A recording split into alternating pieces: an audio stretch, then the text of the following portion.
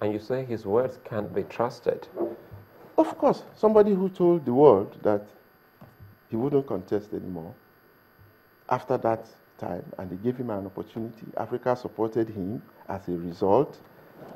Yeah, but many federations supported him. Africa did. Even Europe that were kicking against some of these things. France, Spain, they voted for him. That's the shock. That's the power of absolute power.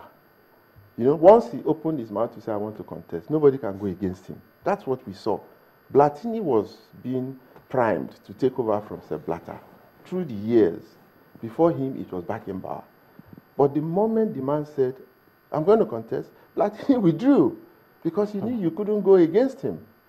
Now, that wasn't without some criticism. Platini himself said that, yes, he was going to win, but that he thinks that Sepp Blatter should step down in the interest of the game. In fact, he was saying that he thought that one of the reasons why Blatter did not want to resign was because he was going to retire into emptiness and doesn't know what the future would hold, especially for him at his age, and all he's done is football.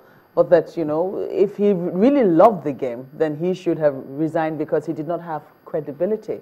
How important was that, Sepp Blatter's credibility to the game itself? You see, what Platini said was an afterthought. What he said before the elections was quite different from what he's now saying since this case came up. Oh, it was before the elections, what he said? Yes, I know it was before the elections, yeah. But it was long before then. Platini wanted to contest. He actually said he was going to contest. And I wrote about it also when he withdrew, that he was no longer contesting, that Blatter should continue because they needed Blatter to fix certain things in the game. So why did he change? He saw the handwriting on the wall. He saw it coming. Why did Sepp Blatter, after winning an election, come and now say he wants to step down? Some things must have happened. The world is trying to find out what actually happened between when everybody supported him to when suddenly everybody started singing a different tune, including Platini himself, and that's why he will not become the next FIFA president. He won't? No, he won't. Why not? For two reasons. One, because he was supporting Sepp Blatter. Two, he's singing a different tune. Three, he voted for Qatar to host the 2022 World Cup. And that has been a serious issue for scrutiny now around the world. And true, they won't support him. But then, you know, couldn't it have been altruistic? I mean, a vision in the near impossible, it would seem, what Qatar was proposing. Football in the desert, will build an air-conditioned stadium. I mean, it's not a crime to dream, isn't it? Yeah, but do you know the effect of that? World football revolves around the success of Europe. And if you take the World Cup to Qatar, you would totally disrupt European football. And that was the big thing. All the money, the movements and everything in football. But isn't that what is at the heart of this? The survival of football in Europe.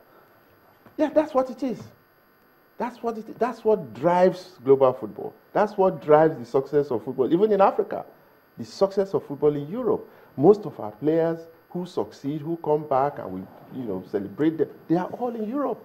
The best of American footballers are all in Europe. So you cannot discountenance the effect, the impact of European football on world football.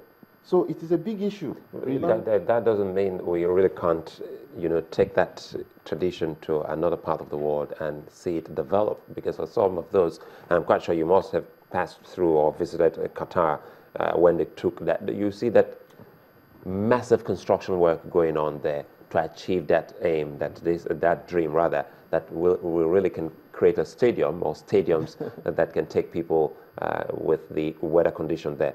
I'm looking at it again, going to what you said about leadership style of Sepp Blatter.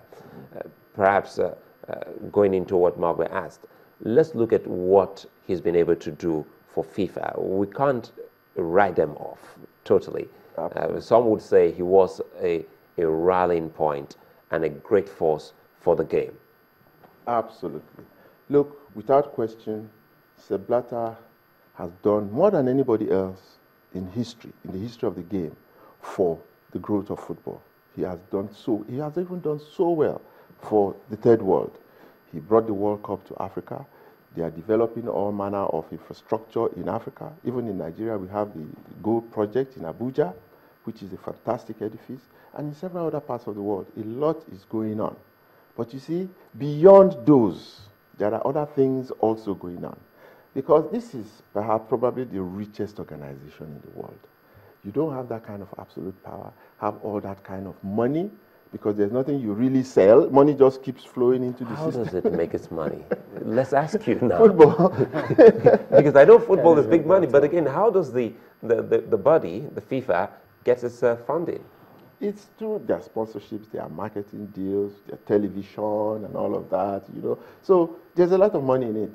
TV alone, you people are in TV, you know what that attracts, you know.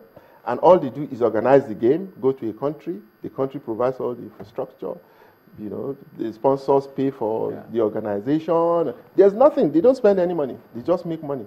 But you know, sitting back and listening and watching all that is being said about FIFA, why he should step down, they just keep talking about allegations of corruption.